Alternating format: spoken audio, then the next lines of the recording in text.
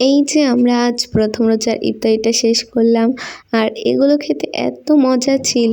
আর সবগুলোই কিন্তু আম্মুর হাতেই বানানো। আর এগুলো একদমই অনেক ভালো আর হেলদিও। তো আজকে আপনাদের সাথে শেয়ার করব আমি আমাদের প্রথম রোজার ইফতারি। হ্যালো, আসসালামু আলাইকুম। কেমন আছেন সবাই? আশা করি সবাই খুব ভালো আছেন। আমিও খুব ভালো আছি আল্লাহর রহমতে আর আপনাদের দোয়ায়। আর আজকে আমরা শেয়ার করব কীভাবে আমরা প্রথম রোজার ইফতারিটা শুরু করলাম আর কীভাবে তৈরি করলাম।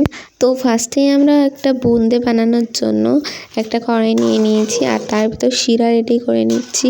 যেহেতু বুন্দেটা ঝোল ঝোল হবে, তাই আমরা এর ভিতর শিরাটা রেডি করে নিচ্ছি। যে বলক চলে এসেছে, তারপর আমরা এখানে ভেজে নিলাম বুন্দেগুলো। আর তারপর এই যে এগুলো আমরা চপ ভেজে নিলাম কিছুটা। আর এভাবে খেলে কিন্তু অনেক মজা লাগে, আর এটা কিন্তু অনেক হেলদিও। এই তো আমরা বেসমের গোলার মধ্যে এই যে চপগুলোকে দিয়ে প্রত্যেকটা একটা একটা করে ভেজে নিচ্ছি। আর এই যে আমরা তারপর উল্টিয়ে দিচ্ছি। তারপর এই যে আমরা কিছু ভাজি পোড়া করে নেব, মানে আমরা এখানে ডালের বড়া করে নেব। তো ডালের বড়াটা মাখিয়ে তারপর আমরা তেলের ভিতর ছেড়ে দিলাম এইভাবে। আর এগুলো বানানো কিন্তু একদমই সহজ। আমার চ্যানেলে এরকম আরও নিত্য নতুন রেসিপি রয়েছে, আপনারা চাইলে দেখে আসতে পারেন।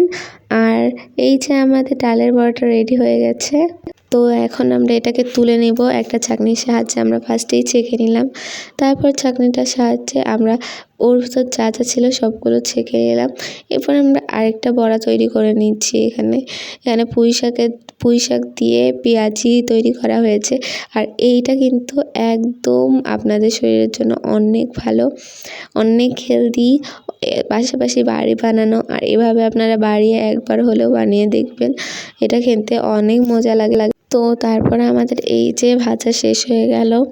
তারপর আমরা এখানে একটু বেগুনি ভেজে নেব, তাই জন্য আমরা একটু স্লাইস করা বেসমের মধ্যে গুলিয়ে নিচ্ছি। স্লাইস করা বেগুনের ভিতর করে নিচ্ছি। তারপরে এই যে তেলের ভিতর ছেড়ে দিচ্ছি একটা একটা করে। সবগুলো একটা একটা করে ছেড়ে দেওয়ার পর আমরা এই যে উল্টে পাল্টে নিচ্ছি। তো তারপরে এই যে আমার রেডি হয়ে গেছে প্রায়।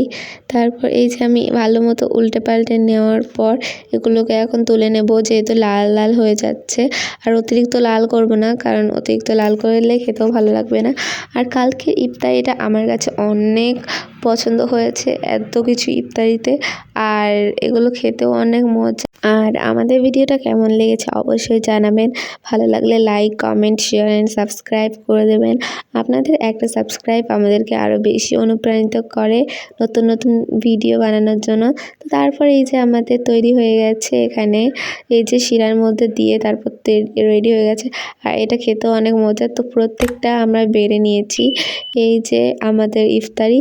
তো সবাই খেতে বসে গেছে এই যে। তো খেতে বসার পর সবাইকে এই যে ইফতারি দেওয়া হয়েছে।